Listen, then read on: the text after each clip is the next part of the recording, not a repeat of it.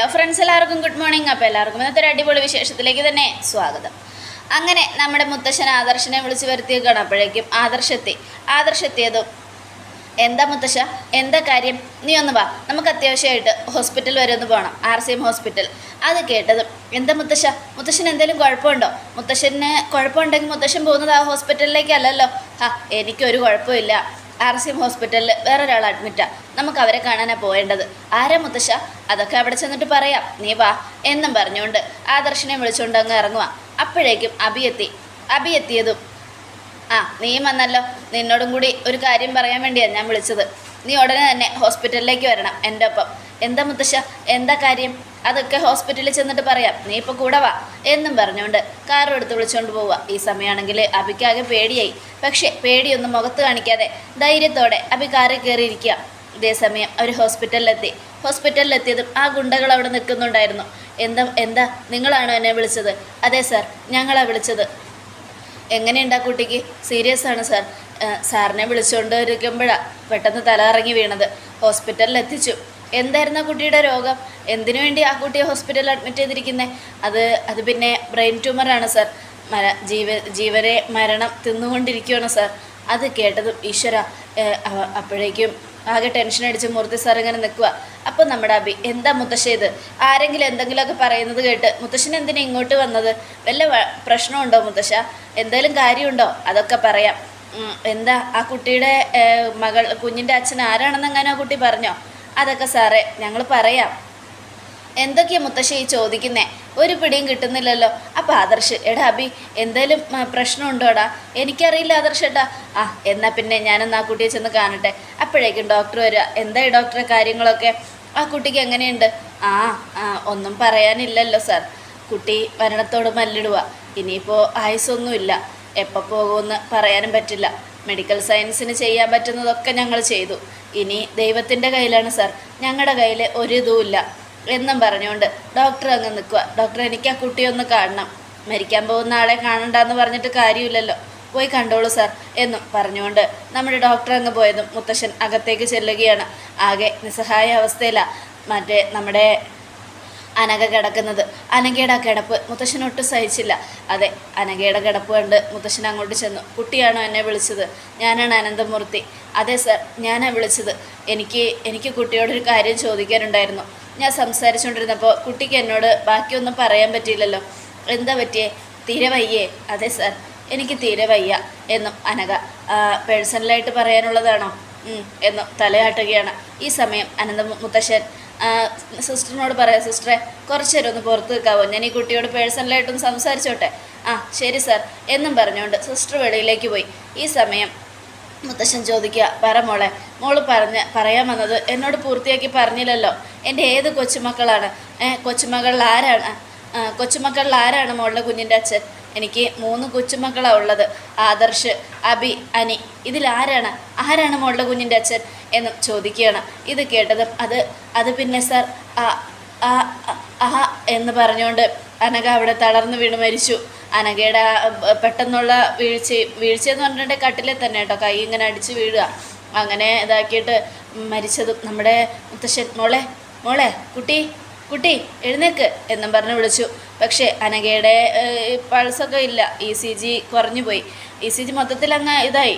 ഇതൊക്കെ കണ്ടപ്പോൾ മുത്തശ്ശന് പേടിയായി. മുത്തശ്ശൻ പെട്ടെന്ന് തന്നെ സിസ്റ്ററെ എന്ന് വിളിച്ചു. സിസ്റ്റർ ഓടി വന്നു. അനഘയുടെ പൾസൊക്കെ ചെയ്തു. പൾസില്ല. മൂക്കിൽ ശ്വാസം തൊട്ട് നോക്കി, അതുമില്ല. അപ്പോഴേക്കും സിസ്റ്റർ ഓടി ചെന്ന് ഡോക്ടറെ വിളിച്ചു. ഡോക്ടർ ഓടി വന്നു. അനഘയെ പരിശോധിച്ചു. കണ്ണ് തുറന്നു നോക്കി. ഒരു രക്ഷയുമില്ല. പോയി സാർ, ഈ കുട്ടി വേദനകളോടെല്ലാം പൊരുതി അവസാനം വേദനയില്ലാത്ത ലോകത്തേക്ക് പോയി സാർ എന്നും പറയുക. അത് കേട്ടതും ഈശ്വര, ഞാൻ എല്ലാം അറിയേണ്ട സത്യങ്ങൾ അറിയാതെ, എന്നോട് പറയാതെ ഈ കുട്ടി പോയല്ലോ, ഞാൻ ഇനി എന്ത് ചെയ്യും എന്നൊക്കെ ആലോചിച്ചുകൊണ്ട് മുത്തശ്ശൻ പുറത്തേക്കല്ല. അപ്പം അബി, ഈശ്വര, അവൾ പറയാൻ പാടില്ലാത്തൊക്കെ പറഞ്ഞാണോ എന്നൊക്കെ ആലോചിച്ചുകൊണ്ട് ഇങ്ങനെ നിൽക്കും അബി. അപ്പോഴേക്കും നമ്മുടെ മുത്തശ്ശൻ പുറത്തെത്തിയത് ആദർശ്. എന്താ മുത്തശ്ശ, ആ കുട്ടിയെല്ലാം പറഞ്ഞോ? ഇല്ല മോനെ, എല്ലാം തുറന്ന് പറയുന്നതിന് മുമ്പ് ആ കുട്ടിയെ ദൈവം അങ്ങ് വിളിച്ചു.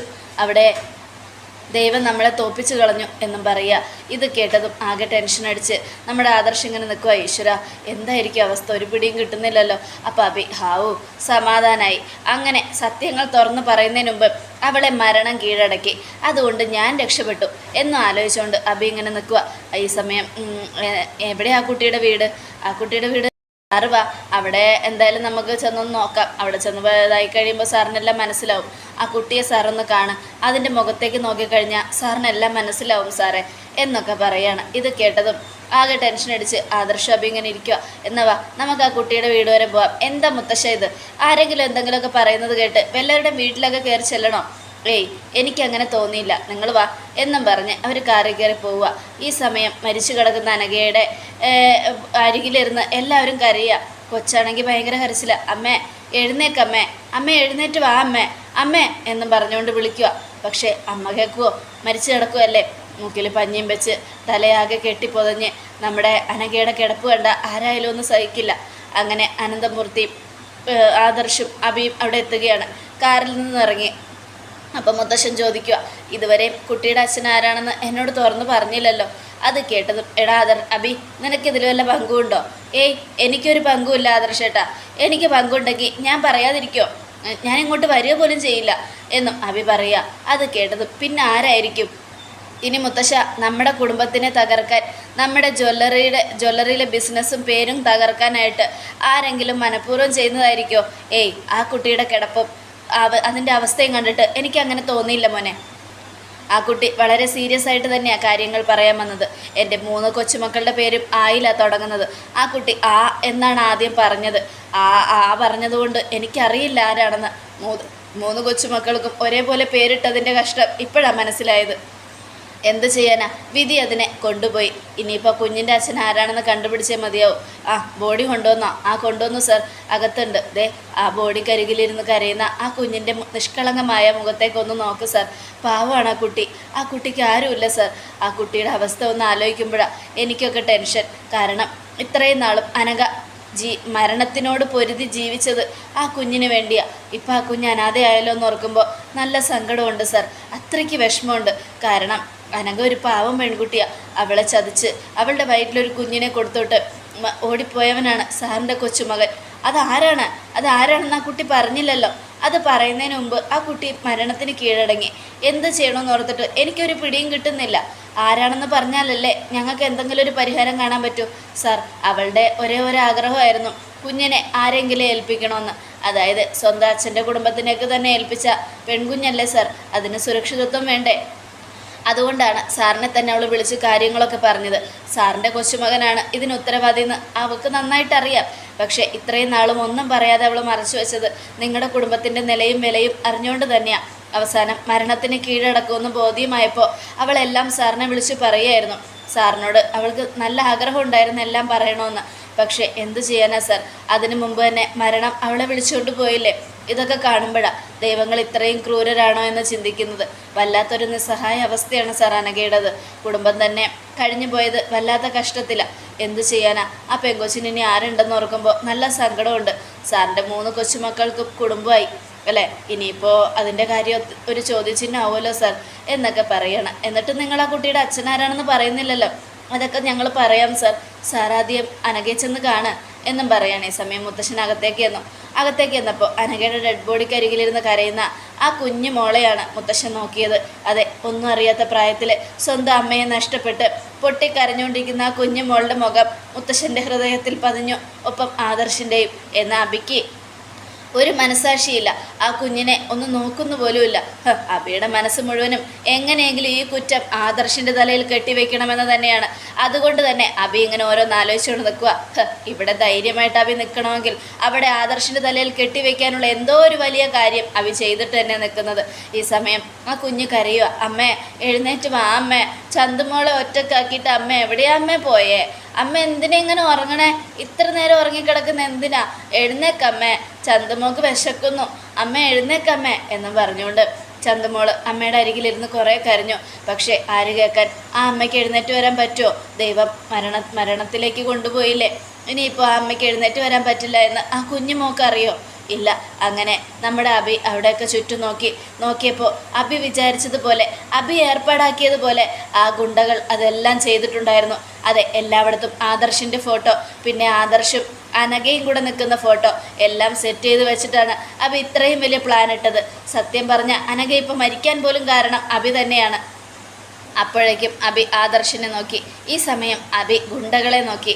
അപ്പോൾ അവിടെ നടന്ന സംഭവം ഒരു ഫ്ലാഷ് ബാക്ക് ആയിട്ട് കാണിക്കുകയാണ്. അതെ, മുത്തശ്ശന് വന്ന ആ കോള് അബി ആലോചിക്കുകയാണ്. അതെ, അതിനു മുമ്പ് തന്നെ അനഘ കളിപ്പാട്ടം കുഞ്ഞിൻ്റെ കയ്യിൽ കൊടുത്ത് കുഞ്ഞ് കളിച്ചുകൊണ്ടിരിക്കുന്ന സമയത്ത് അനഘ അങ്ങോട്ട് വരിക. അപ്പോൾ കുട്ടി ചോദിക്കുക, അമ്മേ അച്ഛൻ വന്നില്ലേ അമ്മേ? ഇല്ല മോളെ, അച്ഛൻ ഉടനെ വരും. മോളിത് കളിച്ചുകൊണ്ടിരിക്കുമ്പോൾ മോളുടെ അച്ഛൻ വരും കേട്ടോ എന്നൊക്കെ പറഞ്ഞ് അനഘ ആശ്വസിപ്പിച്ചിട്ട് അകത്തേക്ക് പോവുക. ഇനിയും വെച്ച് താമസിപ്പിച്ചിട്ട് കാര്യമില്ല. എല്ലാ കാര്യങ്ങളും മൂർത്തി സാറിനെ വിളിച്ചു പറയണം. ഇനി എൻ്റെ കുഞ്ഞിനെ അനാഥയാക്കാൻ എനിക്ക് പറ്റില്ല. അവയെ വിശ്വസിച്ചിരുന്നാൽ ഒരു രക്ഷയുമില്ല എന്ന് ആലോചിച്ചുകൊണ്ട് നമ്മുടെ അനഘ ഫോൺ എടുത്ത് വിളിക്കുകയാണ്. Hello sir. അപ്പോൾ ആ മുത്തശ്ശൻ ആലോചിക്കുക, ആരാ ഇത്? ഞാൻ ഈ യോഗ ചെയ്യുന്ന സമയത്ത് അത് വിളിച്ചിട്ടുണ്ടെങ്കിൽ എന്തോ ഒരു വലിയ പ്രശ്നമായിട്ടാണല്ലോ ഈ കുട്ടി വിളിക്കുന്നത്. എന്താ, ആരാ കുട്ടി? എൻ്റെ പേര് അനഘ എന്നാണ് സാർ. ഞാൻ സാറിനെ വിളിച്ചത് വളരെ പ്രധാനപ്പെട്ടൊരു കാര്യം പറയാനാ. എനിക്കൊരു മകളുണ്ട്, ചന്തുമോൾ. കുട്ടി എന്തിനാ ഇതൊക്കെ എന്നോട് പറയുന്നേ? അവൾക്ക് 5 വയസ്സുണ്ട് സാർ. ആ കുഞ്ഞിനെ സാർ ഏറ്റെടുക്കണം. ഞാൻ എന്തിനാ അതിനെ ഏറ്റെടുക്കുന്നേ സാർ? അത് സാറിൻ്റെ വീട്ടിലെ കുഞ്ഞാ, സാറിൻ്റെ കൊച്ചുമകൻ്റെ കുഞ്ഞ്. അത് കേട്ടതും എൻ്റെ കൊച്ചുമോൻ്റെ കുഞ്ഞോ?